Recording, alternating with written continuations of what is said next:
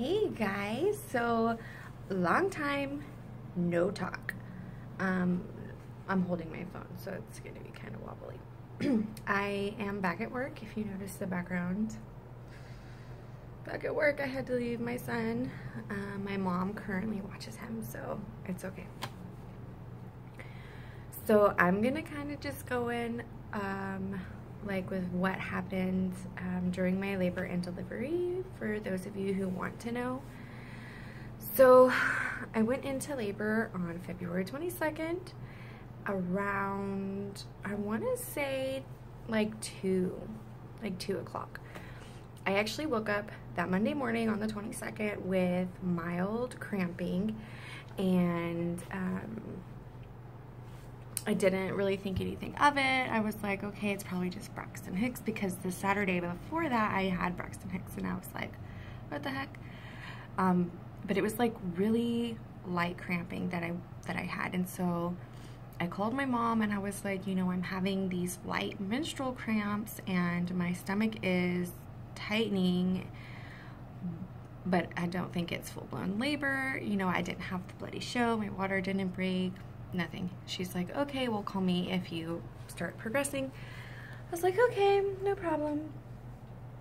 So around noon, it starts to get worse, and I call her and I'm like, okay, my cramps are getting worse, but I still haven't lost my mucus plug, my water still hasn't broke. I'm just gonna call the hospital and find out if I should go in or if I should stay home, because at this point I was timing my contractions and they were like 7 to 8 minutes apart sometimes. So sometimes they were 3 minutes apart, so they weren't regular at all. So I called the hospital and I was like, okay, so this is what's going on. They were like, oh, you should just stay home. You know, this is your first child. It could take a while. Why don't you just take a bath or a shower until your contractions become like 3 minutes apart, regular, and then you can, you know, and then come in. And I was like, I kind of want to be checked out. You know, it's just like getting painful. They were like, okay, well, you can come in if you want. So I go into the hospital. By this time, it's like 2:20. I get to the hospital. They put the little monitor thing around my belly to listen to Hunter's heartbeat and like feel his movement and stuff, like watch for his movements. Excuse me. And they can't get like a proper reading because like the position he's in. And so I was wearing that freaking thing around my belly like the whole time I was in labor until I started pushing, seriously. So anyways, I get to the hospital around 2:20. Around 3:30, they check my cervix. I'm fully phased and I'm 3 centimeters dilated at this point. My birth plan was to have a water birth, natural, no medicine, nothing. So at this point, I was in so much pain. I was like, give me an epidural, please. Like, I have never experienced that much pain in my life. It was crazy. So they were like, okay, well, when you get to a 5, we can give you the epidural, but first we have to give you the fluids. And it was like a bag and a half of the fluid before they could even give me an epidural. So around 5 o'clock in the afternoon, so mind you, I get there at 2:30, and then around 5, they check me again. I'm at 5 centimeters, and they're like, okay, we'll start the fluids to give you an epidural. I was like, all right, cool. And I'm sitting here, and I'm like moaning, I'm cussing, like it hurts. And by 6:30, my water broke, and I mean, it just gushed all over the bed.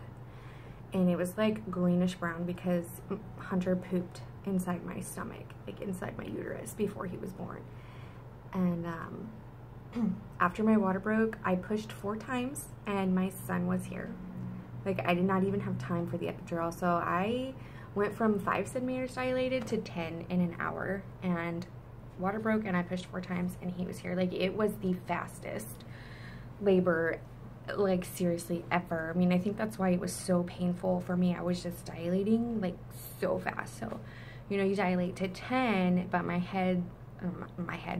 son's head was 13 centimeters, and then, you know, his shoulders, I don't know, like, but oh God, it hurt so bad. I had no pain medication. It was all natural. So that was my birth experience. Yeah, it was crazy, but I wouldn't do it any other way. Like, I'm glad I didn't get the epidural. You know, I hear a lot of women have like back problems from it in the future, and then it also could slow labor down, and mine just happened so fast that I was like, okay, like, it's done. And then after he came out, I just felt like relieved. Like, I was not in any pain anymore. All I wanted to do was just hold my son, and he never left my side the whole time I was in the hospital. And I was in the hospital for 3 days because he wouldn't poop, like, because he pooped inside of me, and he was jaundice. He had jaundice, like, you know, his skin was yellow, like the white in his eyes right here were turning yellow. So on day 8, like they let me go home after 3 days, but like, I had to take him to the doctor like every other day to get his bilirubin levels checked. And on his 8th day of life, he finally pooped, and I felt so relieved.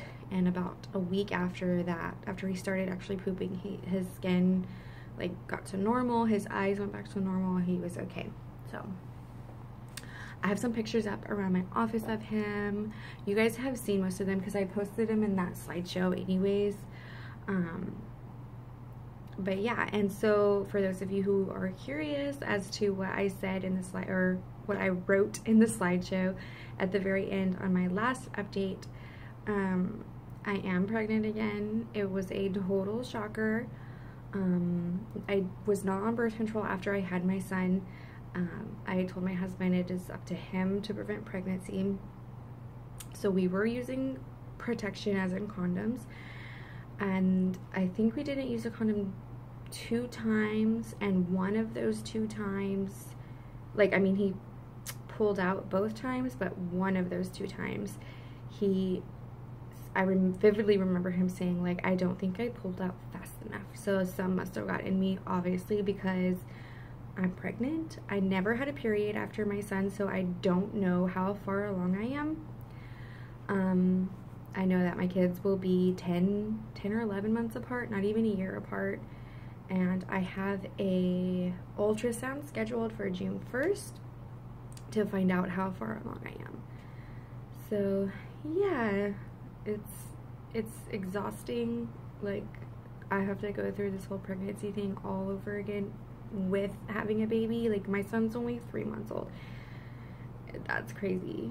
So let's just hope I don't have like the bad symptoms like with Hunter, you know, like the morning sickness and all that. So anyways, it's just a quick update. Yeah, just letting you guys know how everything went, and I'll talk to you guys later. Toodles.